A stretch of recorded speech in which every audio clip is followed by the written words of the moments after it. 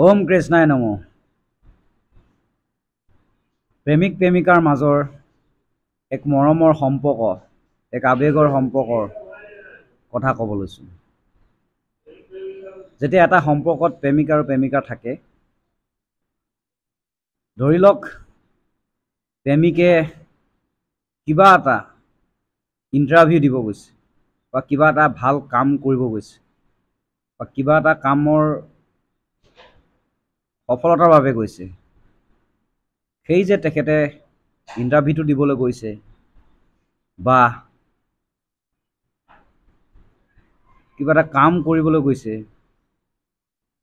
সেই কামটো হ'বৰ বাবে প্ৰেমিকাই যেতিয়া অন্তৰৰ পৰা মন্দিৰলৈ গৈ ধূপ ধূনা চাকি লগাই তেওঁ যাতে কামটো সফল হয়, তেওঁ যাতে চাকৰিটো পায়, সেইটো আৰাধনা কৰে ভগৱানৰ ওচৰত, যাতে তেওঁলোকৰ সপোনবোৰ পূৰণ হয়।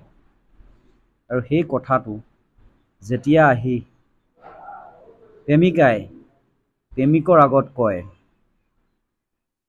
সেই আৱেগটো, সেই অনুভৱকণ যি পাইছে তেওঁ বুজি পাব, কিমান এক মৰমৰ সুন্দৰ অনুভৱ। প্ৰেমত এনেকুৱা অনুভৱ থাকিব লাগে। ধন্যবাদ।